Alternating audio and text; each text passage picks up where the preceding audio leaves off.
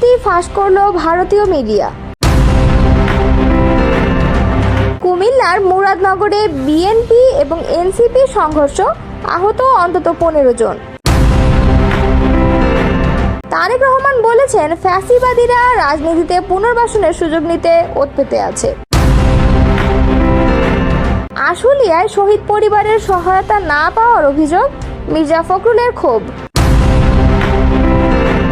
রাতের ভোটের আইডিয়া ছিল তৎকালীন আইজিপির, এমনটাই মন্তব্য করেছেন সাবেক আইজিপি মামুন। এতক্ষণ শুনছিলেন সংবাদ শিরোনাম, এবারে বিস্তারিত।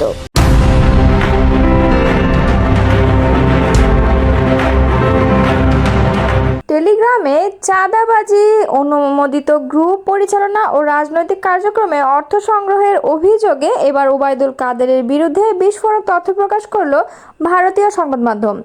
ক্ষমতা হারানোর পরেও আওয়ামী লীগের এই শীর্ষ নেতা কিভাবে ভার্চুয়াল মাধ্যমে দল পরিচালনা ও অর্থ আদায়ের চেষ্টা করছেন তা তুলে ধরা হয়েছে ওই প্রতিবেদনে। টেলিগ্রাম সেশনে শেখ হাসিনার সামনে কথা বলতেও লাগে টাকা, অভিযোগের কেন্দ্রে ওবায়দুল কাদের। আগামী 5 আগস্ট, যে দিনটি শেখ হাসিনার ভারতে আশ্রয় নেওয়ার 1 বছর পূর্ণ হবে, তার আগেই আওয়ামী লীগের ভেতরে তীব্র অস্থিরতা তৈরি হয়েছে। সাবেক প্রধানমন্ত্রী শেখ হাসিনার দল আওয়ামী লীগের একাধিক শীর্ষ সূত্র ভারতীয় সংবাদ মাধ্যম নিউজ 18কে জানিয়েছে, দলটি এখন একাধিক জটিল সমস্যার মুখোমুখি। বাংলাদেশে দলটি নিষিদ্ধ হওয়ার নেতারা খুব একটা অবাক না হলেও টেলিগ্রাম প্ল্যাটফর্মে দলীয় নেতাকর্মীদের কথা বলার সুযোগ করে দিতে টাকা আদায়, অনুমোদনহীন গ্রুপ গজিয়ে ওঠা এবং এসব গ্রুপে গোয়েন্দা সংস্থার অনুপ্রবেশ, এসব ঘটনায় বিস্মিত আওয়ামী লীগের শীর্ষ মহল। গত 1 বছরে টেলিগ্রাম হয়ে উঠেছে পালিয়ে থাকা শেখ হাসিনার দলের মূল সাংগঠনিক প্ল্যাটফর্ম। কিছু গ্রুপের সদস্য সংখ্যা 20 থেকে 30 হাজারেরও বেশি। প্রতিদিন রাত 9টার পর থেকে গভীর রাত পর্যন্ত চলা এই ভার্চুয়াল আড্ডায় অংশ নিচ্ছেন কেন্দ্রীয় নেতা, বর্তমান সাবেক সংসদ সদস্য, জেলা উপজেলা পর্যায়ের নেতারা। তবে আওয়ামী লীগের নির্ভরযোগ্য সূত্রগুলো জানিয়েছে নিউজ 18কে, এমনকি যখন শেখ হাসিনা নিজে কোনো টেলিগ্রাম সেশনে উপস্থিত থাকেন, তখনও কে তার সামনে কথা বলবে তা নির্ধারণে অর্থ লেনদেন হয়। এই বিষয়ে সন্দেহের কেন্দ্রে রয়েছেন দলটির সাধারণ সম্পাদক ওবায়দুল কাদের। ওবায়দুল কাদের এখন নিজের রাজনৈতিক কর্মকাণ্ডের মঞ্চ হিসেবে টেলিগ্রামকে বেছে নিয়েছেন। প্রতিদিন একাধিক গ্রুপে নিজে কথা বলার সময় সময়সূচি ঠিক করেন এবং প্রায়ই বলেন ঢাকা ঘেরাও করার ডাক। তবে তার বক্তব্যের সময়সীমা এবং বাস্তব পদক্ষেপের নির্দিষ্ট পরিকল্পনার অভাব আছে বলেও অভিযোগ রয়েছে। দলটির এক সিনিয়র নেতা নাম প্রকাশ না করার শর্তে নিউজ 18কে বলেন, ওবায়দুল কাদেরকে এখন কর্মীরা প্রত্যাখ্যান করছে। তিনি নিজেকে প্রাসঙ্গিক রাখার জন্য টেলিগ্রামে অসংখ্য গ্রুপ তৈরি করেছেন। এগুলো দলের জন্য নয়, একটি অর্থনৈতিক প্রতারণা চালানোর জন্য।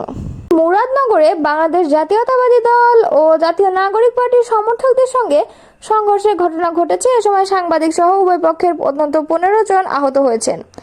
বুধবার বিকালে মুরাদনগর উপজেলা আল্লাহর চত্বরে সংঘর্ষের ঘটনা ঘটে।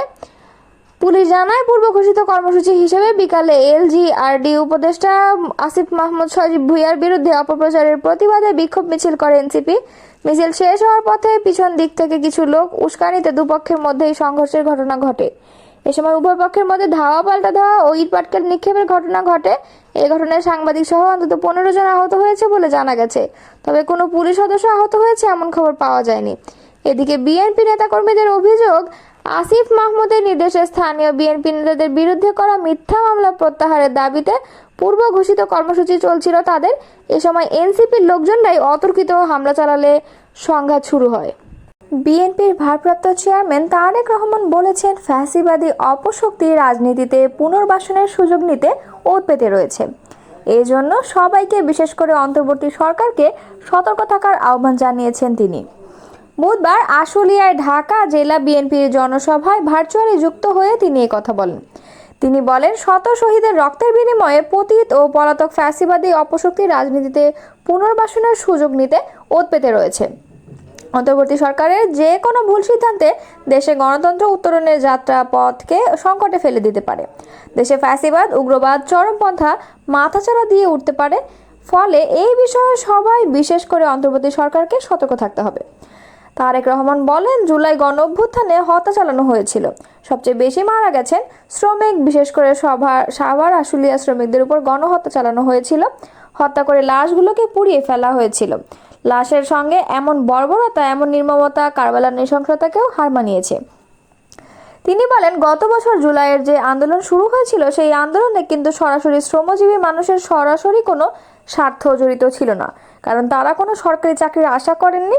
তাহলে প্রশ্ন আসে, পোশাক কারখানার শ্রমিক, দিনমজুর, ভ্যান চালক, রেস্তোরাঁ কর্মী, রিক্সা চালক কেন সেদিন রাস্তায় নেমে এসেছিলেন?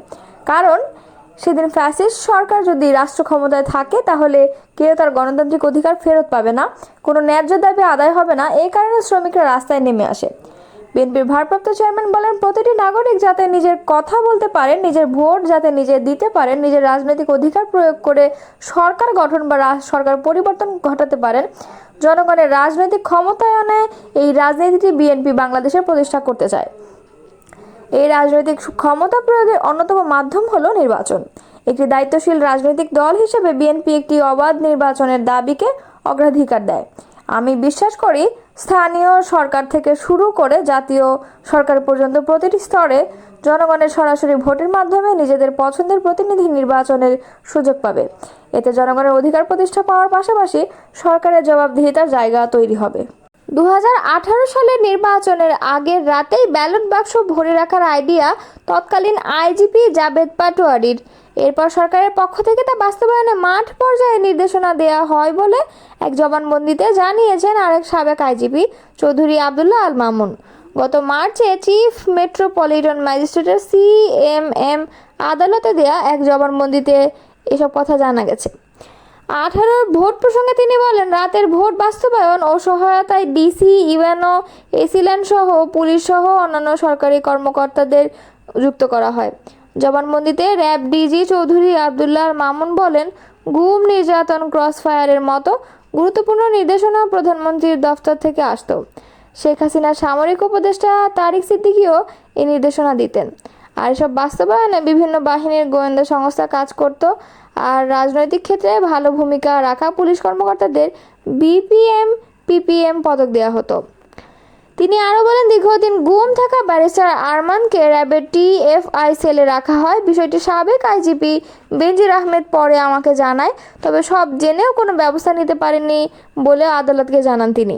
প্রসঙ্গত, গত 10 জুলাই, 24 জুলাই, আগস্টে সংঘটিত মানবতা বিরোধী অপরাধের দায় স্বীকার করে রাজসাক্ষী হওয়ার পর চৌধুরী আবদুল্লাহ আল মামুন বিএনপি আয়োজিত ঢাকা জেলায় শহীদদের পরিবারের সদস্যদের সম্মাননা অনুষ্ঠানে যোগ দিয়ে কোনো সহযোগিতা পাননি বলে একজন শহীদের পরিবারের সদস্যরা করা অভিযোগের জেরে সরকার ও প্রশাসনের প্রতি অসন্তোষ প্রকাশ করেছেন বিএনপির মহাসচিব মির্জা ফখরুল ইসলাম আলমগীর। তিনি বলেন, যাদের পুড়িয়ে মারা হয়েছে তাদের মধ্যে একজন বেঁচে ছিলেন, সেই হত্যায় তাদেরকে পুড়িয়ে মারা হয়েছে। শহীদদের পরিবার অভিযোগ করেছেন যে তার স্বামী পুড়িয়ে মারার পরে তাকে কেউ খোঁজ নেননি, তাকে কেউ সহযোগিতা করেননি। আমি ঢাকা ডিসিকে এখানে বসেই ফোন করেছিলাম। সরকার অঙ্গীকার করেছিলেন আহত এবং শহীদদের পরিবারগুলোকে প্রাথমিকভাবে 10 লাখ টাকা করে অনুদান দিবেন, আর যারা আহত হয়েছিলেন তাদের চিকিৎসার সমস্ত ব্যয়ভার বহন করবেন। আমি এখানে মাত্র 2 জনকে পেয়েছি যারা সেই টাকাটা পেয়েছেন। বিএনপি মহাসচিব বলেন, মূল কথা হলো হাসিনা এবং তার দোসরদের বিচার কিন্তু এখনো দৃশ্যমান হয়নি। এখন আমরা দেখছি শহীদ পরিবার ন্যূনতম যতটুকু সহযোগিতা পাওয়া দরকার ছিল সেটুকুও তারা পায়নি। এখনও দেখছি যারা পঙ্গু এবং আহত হয়েছিলেন তাদের চিকিৎসা চূড়ান্ত হয়নি। এই সরকারকে আহ্বান জানাবো, আপনাদের যে মেশিনারি আছে, উপজেলা নির্বাহী অফিসার আছেন, তারা এই খবরগুলো নিয়ে যেন সহায়তা করেন। বুধবার বিকেল 4টার দিকে নবীনগর চন্দ্রা মহাসড়কের আশুলিয়া শ্রীপুর বাস স্ট্যান্ড সংলগ্ন দারুল ইহসান মাদ্রাসার মাঠে ঢাকা জেলা বিএনপির আয়োজনে এক জনসভায় প্রধান বক্তার বক্তব্যে তিনি এসব কথা বলেন। এ সময় মির্জা ফখরুল ইসলাম বলেন, আমার নিজেকে ধিক্কার দিতে ইচ্ছে করে। আমরা যেমন একটা জাতি, সে জাতি আমাদের নিজেদের ছেলেদের পুড়িয়ে মারি। আমরা এমন একটা জাতি যে রাষ্ট্রের যারা কর্মচারী কর্মকর্তা তারা সন্তানদেরকে হত্যা করে, এমনকি পুড়িয়ে হত্যা করে। তিনি বলেন, আমরা এমন একটা জাতি, ক্ষমতায় টিকে থাকার জন্য আমাদের নেতা যারা আমাদের নেতৃত্ব বলে, তাদেরকে দেশের মানুষ নেতা বলে মনে করে, তারা ক্ষমতায় চিরদিন টিকে থাকার জন্য গুলি করে মানুষ হত্যা করে, যা হাসিনা করেছে। তীব্র স্বরে দাবি এসেছে যে আমরা হাসিনার বিচার চাই, গোটা জাতি হাসিনার বিচার চায়। হাসিনা পালিয়ে গেছে ভারত থেকে আশ্রয় দিয়েছে। সেখান থেকে তিনি বিভিন্ন অডিও ভার্সনে, কথায়, ভিডিওতে বাংলাদেশে আবারও নৈরাজ্য সৃষ্টি করার চেষ্টা করছে। এই সময় তিনি আরও বলেন, একটি জাতিকে নিজের দেশকে রক্ষা করার জন্য নিজেকে প্রত্যেকে সজাগ হয়ে থাকতে হবে। আজকে দীর্ঘ 15 বছর হাসিনা ফ্যাসিস্ট সরকার দেশের মানুষের উপর স্টিম রোলার চালিয়েছে। যারা বিএনপি করেন, বিএনপির হাজার হাজার নেতাকর্মীর বিরুদ্ধে মিথ্যা মামলা